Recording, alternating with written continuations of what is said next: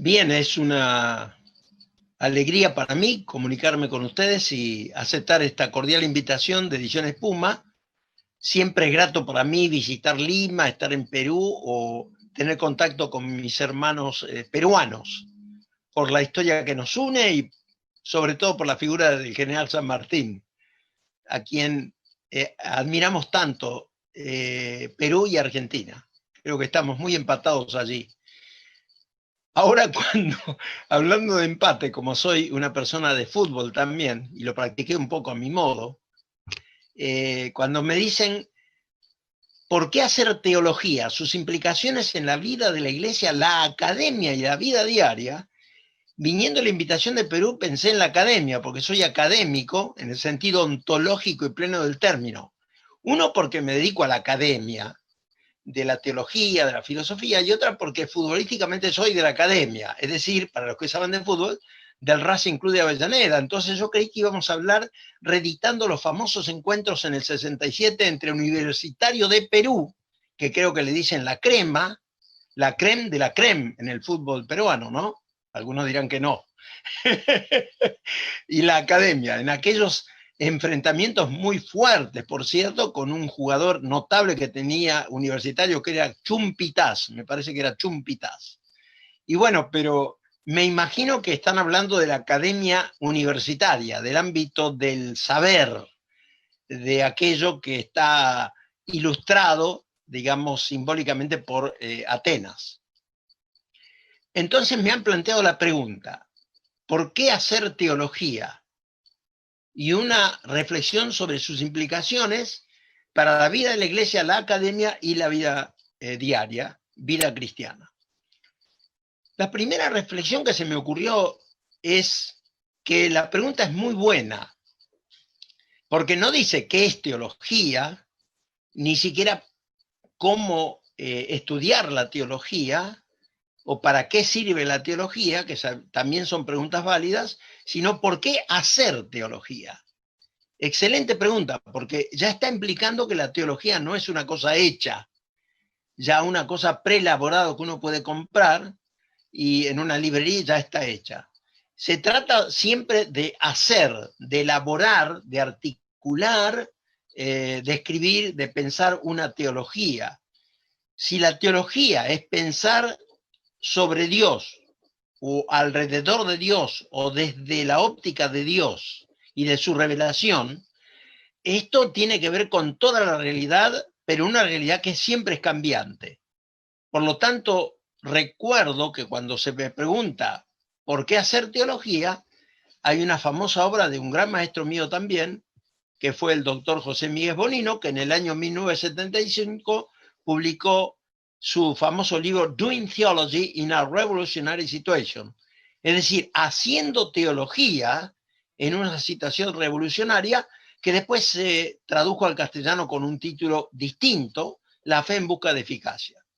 Pero en todo caso siempre se trata de hacer teología.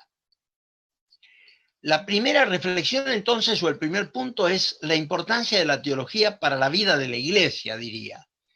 Hacer teología, teologizar, si queremos un neologismo, es una función inherente a la fe.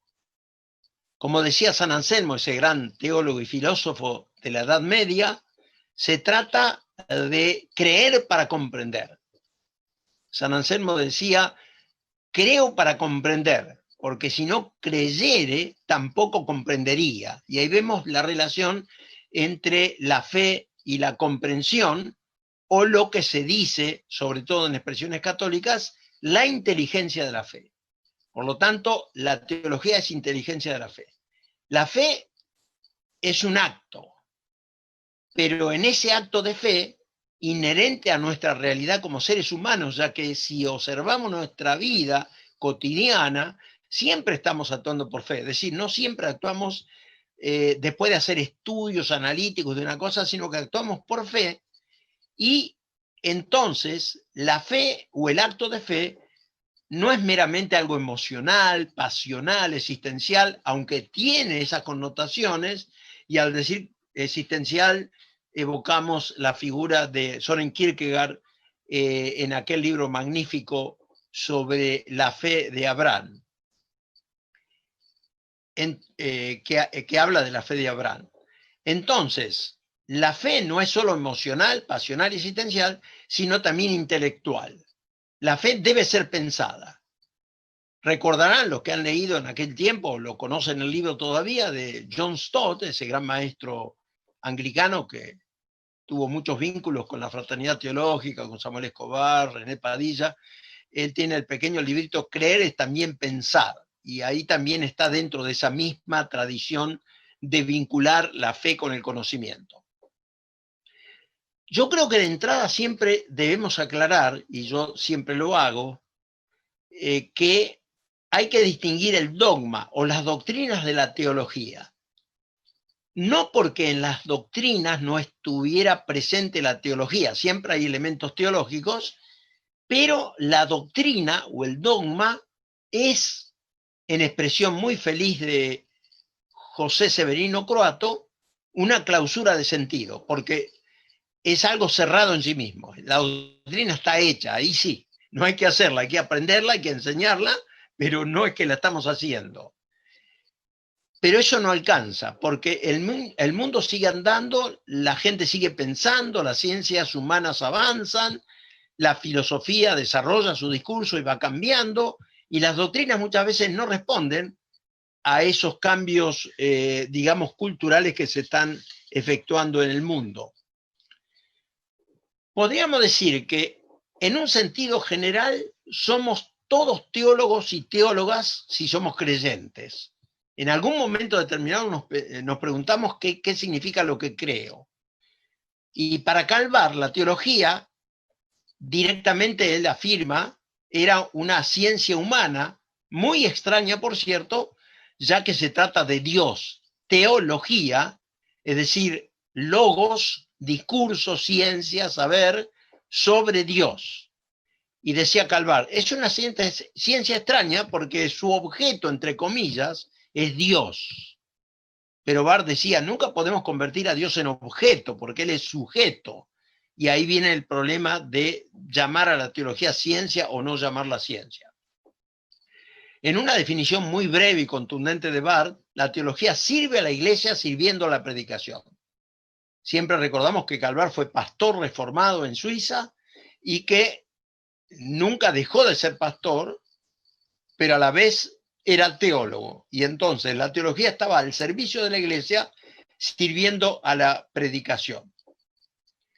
Ahora, todo teólogo y teóloga, todo pastor o pastora, todo maestro o maestra de la palabra, hace teología, siempre está haciendo teología, tal vez de una manera implícita, tal vez de una manera asistemática, no plenamente elaborada, articulada, pero siempre está hablando de Dios, de Cristo, de salvación, del más allá, etcétera, ¿no?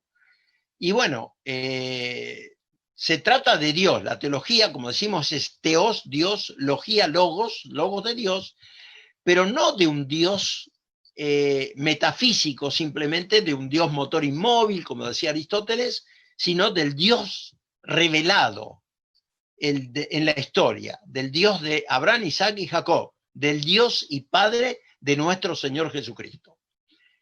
En la predicación del Evangelio está presente la teología. No se puede predicar sin teología, aunque algún evangelista pueda decir que se puede, porque está hablando siempre de Dios, de la salvación, de Cristo, de la salvación, del más allá, de la escatología, y aunque no sepa esa terminología ni la haya estudiado, fehacientemente está evocando esa terminología, está haciendo teología. Obviamente la teología también hay que hacerla porque es esencial en el trabajo pastoral. Trabajo pastoral, que es uno de los ministerios más, yo le llamo más completos y complejos de los ministerios que hay en el Nuevo Testamento, implica aconsejamiento, enseñanza, predicación, formación de líderes, hacer misión, misiología, y bueno, la Missio Dei. Entonces, en todo eso también está presente la teología. A mí me gusta mucho hablar como lo dice Rubén Alves, ese gran teólogo brasileño, cuando daba las conferencias Carnahan en Buenos Aires, en ICEDET, que se titulan La teología como juego. Y comienza con una anécdota, que yo la reproduje en otro libro mío, ¿Para qué sirve la teología? Soy teólogo. Sí, no se asuste, le dice a un imaginario compañero de viaje en un avión, en un ómnibus, no se asuste porque yo ya estoy asustado. Porque si dijéramos que soy geólogo, si soy psicólogo, si soy sociólogo, todo estaría claro. Pero si yo le digo que soy teólogo, diríamos que es un especialista en Dios. Pero ¿cómo un ser humano finito y mortal como es el ser humano puede hablar de Dios? Entonces, él dice, ¿qué hace un teólogo? Pregunta él. Y tiene una respuesta muy linda. ¿Qué hace un teólogo? Un teólogo habla. Dice, puede ser que haga otras cosas y quizá más interesantes que esa, pero un teólogo fundamentalmente habla, dice cosas en cuanto a Dios, cosas en cuanto a Cristo, en cuanto a la salvación, etcétera. Y termina esa sección más o menos con unas palabras hermosas, con unos vocablos, con una especie de juegos de palabras. La teología es juegos con palabras, juegos de palabras, palabras y más palabras, y con ellas se construyen mundos. Sigue mucho a Wittgenstein, ese gran filósofo, en esta cuestión de crear mundos mediante la palabra. ¿Por qué es importante la teología en este contexto de la Iglesia? Porque tiene la virtud, creo yo, junto a la filosofía, de plantear las primeras preguntas y las últimas preguntas. Las primeras preguntas serían el origen del mundo, del cosmos, de lo que llamamos realidad, de la creación, que algunos llaman naturaleza, del fin de todas las cosas, del más allá, si hay vida después de la muerte, etcétera, etcétera. Soy un convencido, desde cuando empecé a estudiar teología, con mi gran maestro Samuel Escobar, que tengo el privilegio hoy de compartir esta cátedra. Creo que es la primera vez, Samuel, que tengo este privilegio de compartir contigo una cátedra, aunque nos hemos visto muchas veces y hemos interactuado. Fue Samuel, mi querido Samuel Escobar y admirado, que me enseñó en Villa María, Córdoba, en los lejanos años 60, a fines, sobre Calvar, sobre Brunner, sobre los hermanos Niebuhr, y desde entonces recuerdo la definición que me enseñó y que aprendí de memoria después de Helmut Richard Niebuhr, que está en su libro The Kingdom of God in America, que definía el liberalismo teológico sin ser el liberal, y lo definía en estos términos para mí insuperables, que un Dios sin ira introduciría a hombres sin pecado en un cielo sin juicio mediante un Cristo sin cruz, que en el inglés, como sabemos, dice mediante las ministraciones o el ministerio de un Cristo sin cruz. Nunca encontré una definición tan acabada sobre lo que era el liberalismo teológico. Ahora, ¿cómo se hace teología? Yo soy un convencido que de muchas maneras. Se hace mediante reflexión, se hace mediante exégesis bíblica, se hace mediante escritos, ensayos, interpretaciones, novelas, como ocurre con la filosofía, se hace de muchas maneras también. Por ejemplo, Milan Kundera, autor checo, novelista, filósofo, radicado en París, en la famosa novela que conocerán, y está el film también, La insoportable levedad del ser, él desarrolla filosofía a través de la narrativa. Poesía, otro recurso que el propio Heidegger abordó para hacer filosofía. También se hace teología sistemática, teología bíblica, teología práctica, teología pastoral, teología política, y cada una de esas vertientes o ramificaciones de la teología tiene su propio método, diríamos. Pero una de las mejores y más sencillas definiciones de qué es teología la provee el gran teólogo y filósofo que fue el uruguayo Juan Luis II, cuando él dice: cuando el cristiano piensa su fe, esto es hacer teología, dice. O sea, está en el contexto donde Juan Luis II dice: ¿por qué sumar filosofía a teología? Y dice, en otras palabras, ¿no es en sí misma ya compleja la teología para que le tengamos que sumar todavía los vericuetos, las reflexiones, los lenguajes crípticos propios de la filosofía? Y él responde que sí, que es así, que teología desde sus orígenes estuvo vinculado al tema filosófico. Pero antes de entrar en eso más de lleno, digo que hay muchas teologías entonces. Hay teología de la liberación, hay teología de la esperanza, Moltmann, teología feminista, ecoteología, muy vigente a partir de los años 80 al presente, con el problema ecológico mundial. Muchas de esas teologías surgen como respuesta a los desafíos de la cultura. Es el mundo entendido como cultura humana que instala temas y a los cuales tiene que responder la teología. Importancia de la teología en la academia.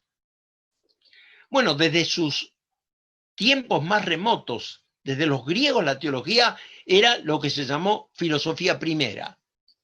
Y Aristóteles, recordarán los que han leído algo de Aristóteles, en Metafísica, él hablaba de tres ciencias teóricas más importantes: la matemática, la física y la teología. Y la superior de las tres, o la más importante, era la teología, porque trataba de teos, de Dios. Influencia griega se puede detectar en el Nuevo Testamento, inclusive, no solo porque el Nuevo Testamento está escrito en griego, sino que hay ciertas categorías que también toma en préstamo también de la filosofía. Podríamos pensar en el logos juanino del cuarto evangelio, en el principio era el logos, con la ruptura que hace en el versículo 14 de que el logos hizo carne, lo cual decía un gran teólogo, William David Davis, cuando Juan dice, y el logos fue hecho carne, se hizo carne, se encarnó, estamos en el círculo cuadrado, porque no se puede mezclar agua con aceite para los griegos. Si Dios es espíritu puro, nunca puede tomar carne, sarx, pero Juan dice abiertamente, el verbo fue hecho carne. Hebreos 10.1, un poco está la caverna de Platón ahí insinuada cuando él dice que la ley, teniendo solo la sombra de los bienes venideros, no la imagen misma de las cosas. Un autor inglés dice, aquí vemos a Platón reclutado para los fines del Evangelio. Es decir, no dice Platón, República, la obra de Platón, pero está hablando de realidad, sombra y realidad. Los padres de la Iglesia eran filósofos, muchos de ellos, utilizaron la filosofía como instrumental, vincularon a la teología cristiana con el pensamiento filosófico, entre otros en Alejandría, Clemente y Orígenes, pero antes, en tiempos de Jesús de Nazaret, el propio filósofo judío Filón hacía su relectura del Génesis o del Pentateuco mediante categorías platónicas. Puede ser que esa vinculación entre filosofía y teología no fue hecha del todo bien, admite Juan Luis II, pero era la manera de inculturar el Evangelio en el mundo greco-romano con una fuerte presencia del pensamiento griego filosófico. Y creo que lo mismo sucede hoy, en el ámbito académico, en el ámbito de la filosofía, de las ciencias sociales. Nos tenemos que dar cuenta que siempre hay un diálogo entre Atenas y Jerusalén. Siempre hay un diálogo entre filosofía y teología. Cuando la teología llega a ser reina de las ciencias, fue en la Edad Media, en la Alta Edad Media, bueno, todo eso fue la cumbre de la filosofía como madre de todas las ciencias o como reina. Pero después vienen las críticas de Kant, las críticas de Nietzsche y de tantos otros filósofos alemanes, sobre todo, en donde ya vemos una declinación de la teología, unas críticas muy severas. Pero sin embargo, la teología siempre vuelve, siempre el tema Dios es un tema no resuelto por el pensamiento humano, por la filosofía inclusive, y creo que hoy por hoy los jóvenes teólogos y teólogas deberían estar, para insertar la teología y el pensamiento sobre Dios en el ámbito académico, estar al corriente de qué se dice de Dios en los escenarios de las facultades de filosofía, de ciencias sociales, de psicología. Y bueno, ahí están, por lo menos yo rápidamente quiero enunciar dos caminos o dos ejemplos o dos corrientes, la moderna hermenéutica y la fenomenología. La hermenéutica no es meramente una serie de técnicas para interpretar un libro, es decir, algo que podemos usar como si fuera con una máquina, que apretamos un botón y sale la interpretación. Es algo mucho más complejo. Y antes se hablaba de hermenéutica de autor, de texto, mejor dicho, de autor, si bien digo, pero ahora se habla de hermenéutica de texto. Lo aclara muy bien Paul Ricoeur, ese gran filósofo, filósofo francés, que también era protestante. Él dice que la hermenéutica que privilegiamos hoy, o debemos privilegiar, es la de texto, porque el texto es autónomo a las intenciones del autor. Y como decía Carlos Fuentes, ese gran escritor intelectual mexicano, un texto, la elaboración de un texto determinado es algo finito. Sus interpretaciones son infinitas. Y yendo ahora más a fondo con otra corriente dentro de la filosofía, creo que hoy deberíamos estar al corriente de la fenomenología. Por ejemplo, en la vertiente francesa, con autores como Michel Henry, aquí muestro uno de sus libros, Yo soy la verdad, que no es un trabajo exegético del Cuarto Evangelio, sino una mirada fenomenológica al logos del que habla Juan. O Michel, además de Michel Henry, francés que había nacido en Vietnam, en realidad ya ha fallecido, uno actual como es Jean-Luc Marion, que en Buenos Aires se editó este libro, que habla justamente de los límites y alcances de la filosofía y de la teología desde Jean-Luc Marion. O sea, nosotros tenemos que estar incursionando en estos temas para poder tener un diálogo fértil con el mundo académico hoy.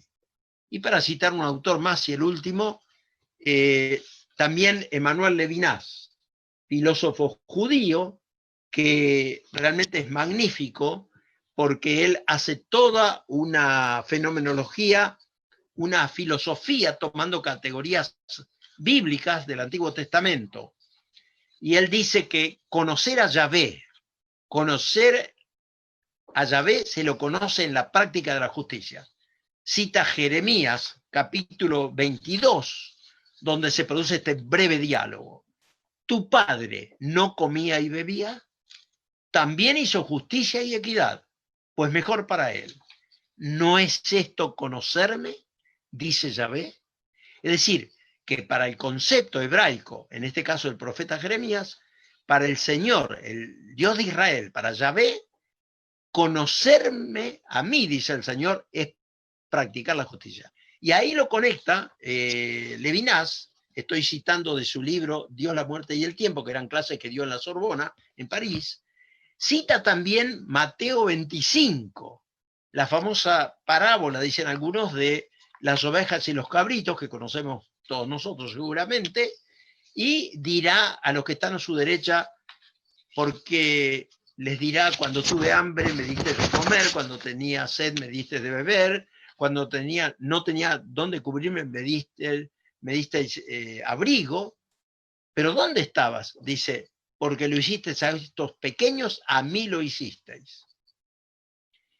Voy a terminar esta parte entonces diciendo, en las palabras de Marion, otro de los filósofos actuales en fenomenología, Él dice que si la teología fue clásicamente discurso sobre Dios, tendríamos que volver a leer Confesiones de San Agustín, que como sabemos es un texto hermoso, autobiográfico del gran teólogo africano y filósofo. Más que de Dios, hablar de Dios es hablarle a Dios. La teología debería convertirse en un hablar a Dios, en un diálogo con Dios, y no tanto de Él como objeto. Hans Küng, ese gran teólogo católico, dice: solo una teología que se mueve en el horizonte actual de la experiencia, una teología científica y abierta al mundo y al presente, puede justificar su lugar en la universidad al lado de otras ciencias. Y para decirlo, citando otra vez a Miguel Bonino, toda teología tiene que ser fiel a la totalidad de la revelación de Dios,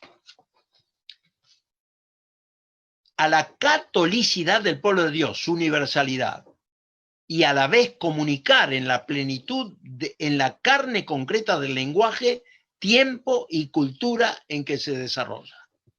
Termino diciendo entonces que la importancia de la teología para la vida es fortalecer nuestra fe, equiparnos para dar razón de nuestra esperanza. Es una forma de evangelizar la cultura, es un instrumento para relacionarla con todas las expresiones de la cultura, la filosofía, las ciencias sociales, el arte, la poesía, la literatura, la música. Todo eso es hacer teología, y de ese modo vitalizamos nuestra fe en Dios y en su revelación, y estamos más capacitados para la evangelización de la cultura en nuestro contexto sociopolítico hoy en América Latina. Muchas gracias.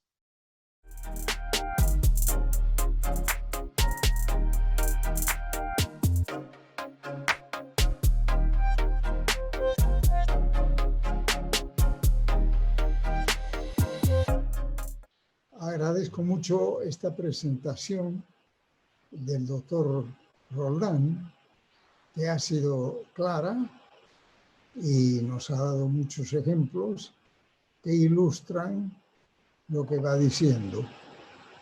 Y también nos muestra cómo la teología es un quehacer que va cambiando con el tiempo. ¿Por qué? Porque las situaciones históricas en las que vive la Iglesia, en las que los pensadores cristianos piensan su fe, van cambiando, son diferentes. Y en esta tarde yo quería referirme a una labor teológica que se está dando en América Latina. Y el año 2016 tuvimos un encuentro de la Fraternidad Teológica Latinoamericana en Brasil. Y cayeron en mis manos unos libros que me parece que son la materia prima de lo que es teología de la misión. Uno que me gustó por su título es este. Evangelización o colonización, por Analgina Nascimento, misionera brasileña que trabajó en Angola. Y entonces ella confiesa que cuando fue como misionera descubrió que ella tenía que aprender a respetar al otro, al que era diferente a ella. Y ahí entra toda la cuestión del evangelio y la cultura, porque siempre recibimos el evangelio dentro de un paquete que representa la cultura del misionero que nos lo trae. Nadie tiene el saber acerca de Dios latente dentro de sí mismo. Siempre es una palabra que se recibe de otro. Y por eso es que cuando tomamos en serio nuestra fe en Cristo, inmediatamente tenemos que tomar en serio el deber de compartirla, porque ese es el plan misionero de Dios. Entonces, Analcida de Nascimento, en este libro, distingue lo que sería misión de lo que sería colonización.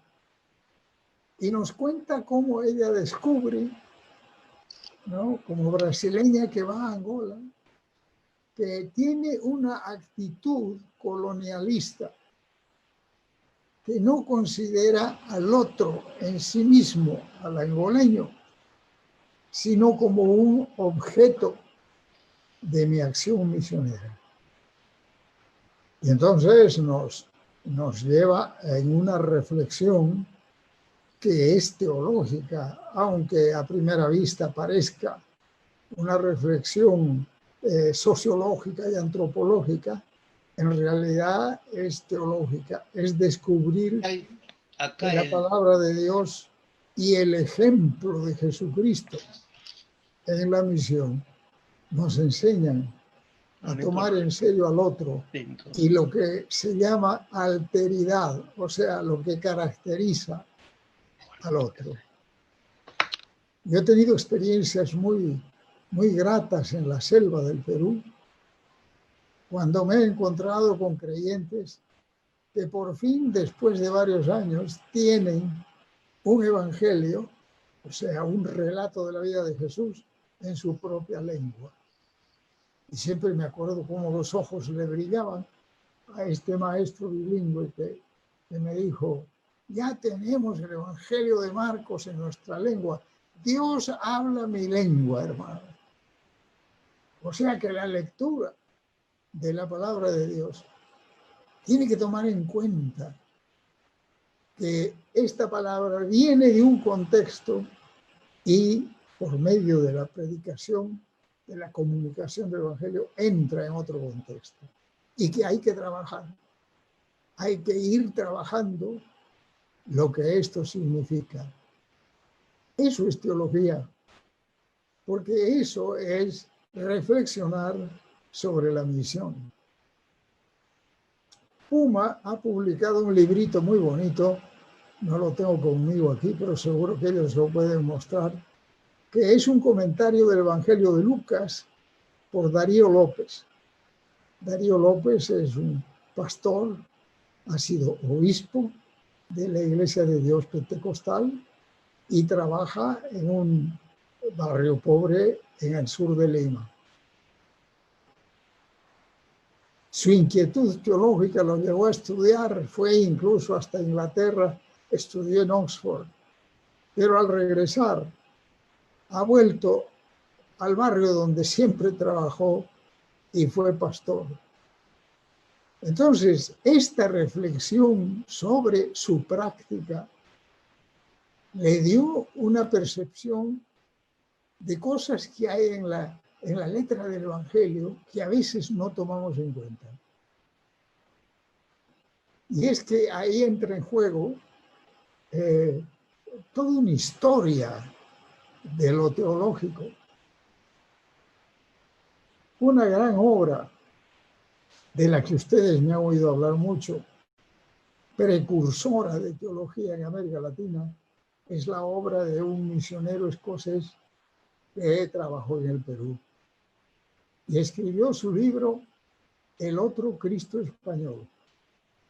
Todavía no hay un libro que tenga el mismo calibre como análisis de la realidad social, histórica y política, y desde la perspectiva de Cristo, la enseñanza de Cristo, el testimonio de Cristo. De modo que en el otro Cristo español dice cosas muy hermosas. Algunas de ellas son figuras de lenguaje, como por ejemplo él distingue entre el balcón y el camino.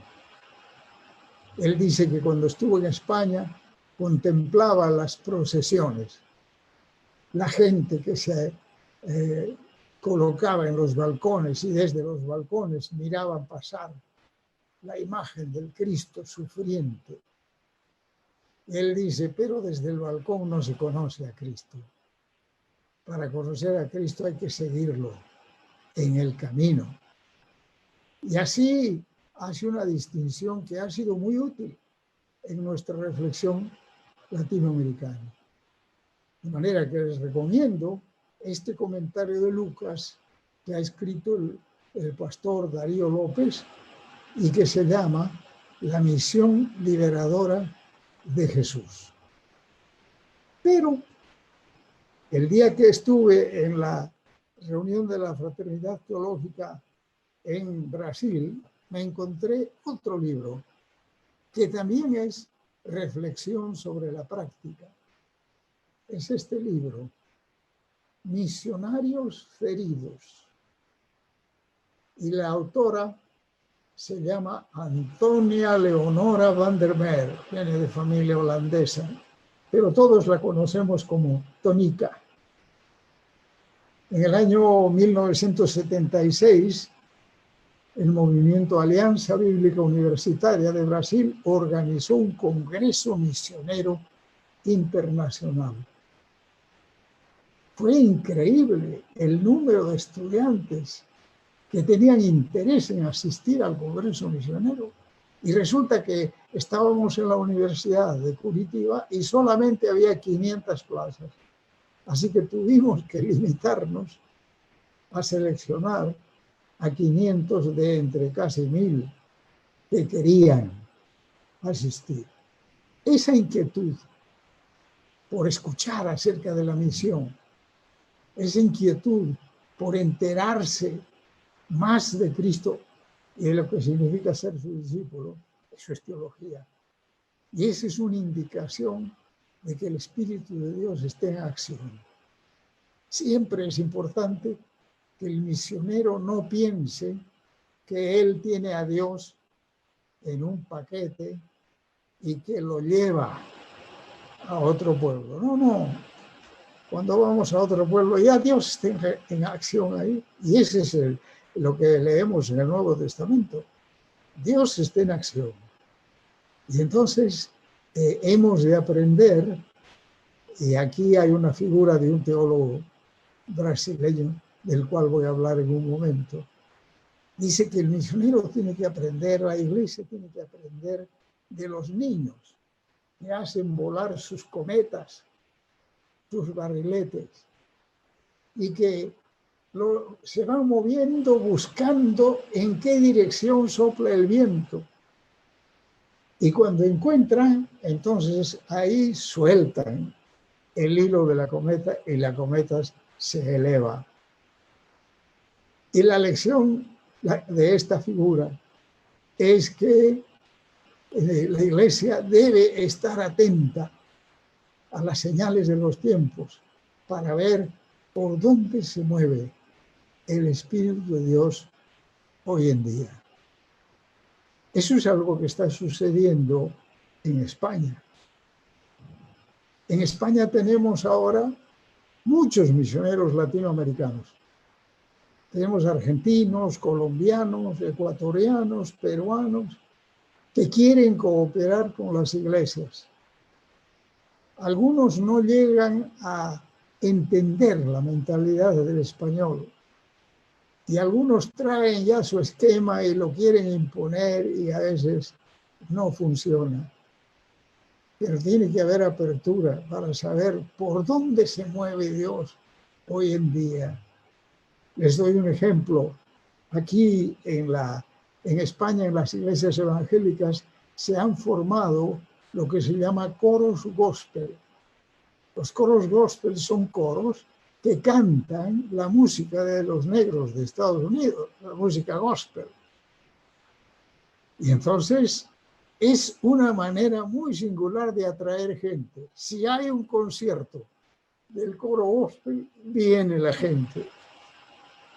Y a veces tenemos experiencias como que al celebrar la Reforma hace 2 años, tuvimos un concierto del coro gospel de Valencia en la Catedral Católica. Nos pidieron que cantase ahí el coro. Era una cosa nueva.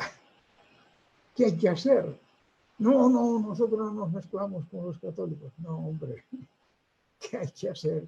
Es una puerta abierta por la cual se puede entrar. Y hay muchas personas que quieren cantar en el coro gospel. Y claro, a los directores de estos coros gospel se le presenta el dilema de a quiénes van a aceptar como cantores en su coro gospel. Entonces, es un teólogo brasileño, Valdir Stronagel, que ha desarrollado esa idea de que la Iglesia tiene que estar atenta a por dónde sopla el viento del Espíritu en nuestro tiempo y entonces conectarse con eso.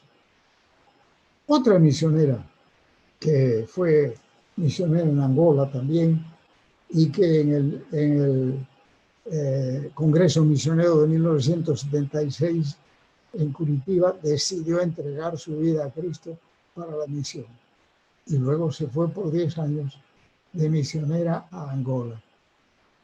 Al regresar, con muchas experiencias muy ricas y algunas muy difíciles, pudo ser profesora de misiones en un centro evangélico de misiones que hay en la ciudad de Viçosa, en Minas Gerais, en el centro de Brasil. Entonces, ¿qué es este libro, Misionarios Feridos? Se ocupa de algo que es importantísimo en el envío de la misión cristiana, que quienes envían, las iglesias, los grupos que envían personas a ir a otro país, a aprender otra lengua, a vivir de otra manera para poder proclamar el mensaje de Cristo, tienen que estar dispuestos a recibir el sufrimiento, porque el sufrimiento se vuelve una parte importante y a veces central de la experiencia misionera.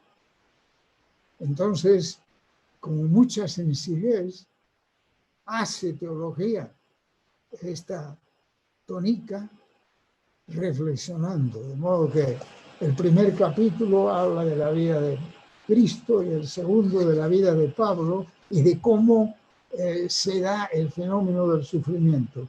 Y luego ya analiza con más detalle lo que es el sufrimiento en el movimiento misionero moderno.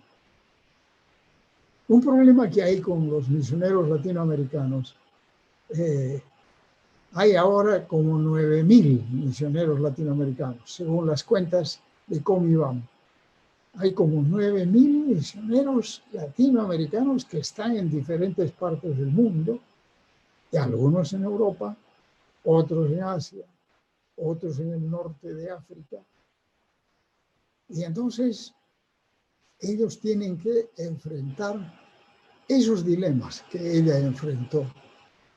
Y ella nos dice cómo cuidar de los misioneros en la distancia. Toca una llaga porque el tema del cuidado de los misioneros es un tema descuidado. A veces con mucho entusiasmo se envía al misionero al campo y hasta allá le pagamos el pasaje, tenemos para sostenerlo y pronto. Pero en la misión hay momentos de tristeza, hay momentos de lucha espiritual, hay momentos de sufrimiento, hay momentos de tentación. Y quienes envían tienen que ser conscientes y tienen que cuidar de estas personas a las cuales envían al campo misionero. Yo siempre me acuerdo cuando fui estudiante de primaria y una persona que influyó mucho en mi vida fue Miss Elder. Miss Isa Elder era una misionera de Nueva Zelanda que se había ido, estamos hablando de 1934, es el año en que yo nací, ella había venido antes, se había ido a Escocia a estudiar teología desde Nueva Zelanda, piensen en el mapa, y había después ido a parar al Perú. Y entonces, a veces, porque no me portaba muy bien, me llevaban a la oficina de la directora de la escuela, y ahí eso era como un castigo. Vas a ir a la oficina de la directora. Y yo la contemplaba, a esta señorita tan superior, tan dueña de sí misma, tan excelente maestra bíblica, tan hacendosa y trabajadora, que a veces se recostaba en un sofá cansada y se limpiaba la frente. Y me acuerdo que usaba unas ciertas hierbitas para ponérselas aquí en la sien. Es la dimensión humana de la misión que vamos aprendiendo, por un lado, a soportar, pero por otro lado también a darnos cuenta que es lo que Jesús hizo. Porque Jesús no tuvo una misión fácil. Ahora que hablamos de migración y de gente que sale de su tierra obligado por las circunstancias, tenemos que acordarnos que como niño Jesús tuvo que escapar. Sus padres lo llevaron a Egipto. ¿Por qué? Porque un rey tiránico quería matarlo a Jesús. Entonces, está esa dimensión. Y quiero mencionar algo más acerca de Valdir Stornagel. Yo he estado en la ciudad de la que es nativo Valdir Stornagel, en el sur de Brasil, en el sur de Curitiba. A veces uno solo escucha en la calle alemán. Resulta que eso fue una colonia alemana y sigue habiendo esa preferencia por la lengua alemana. Entonces, Valdir estudió teología y estudió historia y ha escrito este libro que es teología que él ha hecho, pero que comparte acá con una finalidad didáctica para ayudar a los que quieren salir de Brasil como misioneros. Y se llama Obediencia Misionaria y Práctica Histórica. Y lo que él ha hecho es escoger algunos modelos de práctica misionera del pasado, pero mientras tanto nos va enseñando una reflexión sobre la misión, que es teología de la misión. Les leo los capítulos de este libro. Lección de casa en misiología. Por el fin de la dicotomía. San Francisco de Asís y la misión de la Iglesia. La fuerza misionaria de los moravos. Emergencia de la misiología en transición. Como evangélicos tenemos que recordar que hasta mediados del siglo XVIII, cuando aparecen los moravos y aparece luego el gran precursor de las misiones de Inglaterra, que se va a la India, y aparecen figuras de Estados Unidos famosas, hombres y mujeres. Hasta esa época, mediados del siglo XVIII, quienes hicieron misión, quienes llevaron adelante la misión en el mundo, eran los católicos. Eso lo tenemos que aprender a reconocer.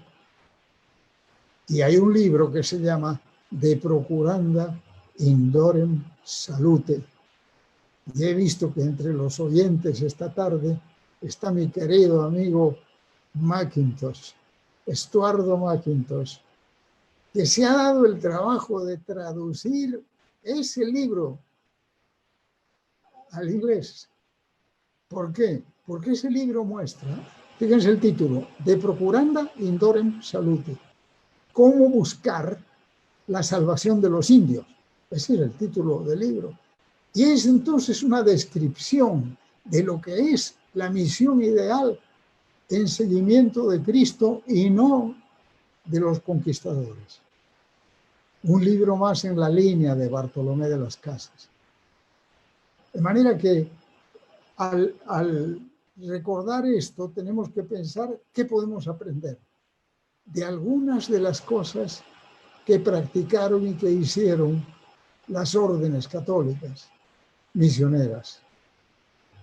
Es interesante que nuestro premio Nobel del Perú, Mario Vargas Llosa, escribió un libro que se llama El Hablador.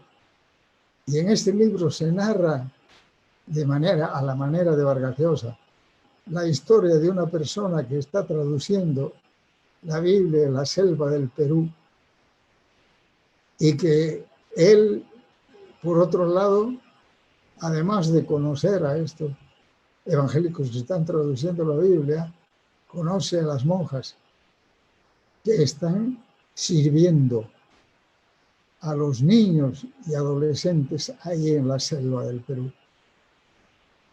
Y entonces descubre que hay una, digamos, una especie de frustración, porque con mucho esfuerzo las monjas tratan de instruir, educar, ayudar a las chicas que están en sus escuelas. Pero cuando terminan, estas chicas no tienen dónde ir. Y como toda chica provinciana, pues irse a la capital y es un viaje terrible para una persona pobre. El viaje que va de la selva hasta la costa. Y le puede pasar muchas cosas a las personas. Y entonces, aunque Vargas Llosa expresa admiración por las monjas, cree también que algo en la manera de hacer misión tiene que cambiar, si es que la misión va a ser más efectiva. Valdir Stornagel entonces nos ha ofrecido un lindo libro de obediencia misionera y práctica histórica. Y cuando nos encontramos como Fraternidad Teológica Latinoamericana en Brasil, de aquel encuentro salió este libro, FTL 45 años.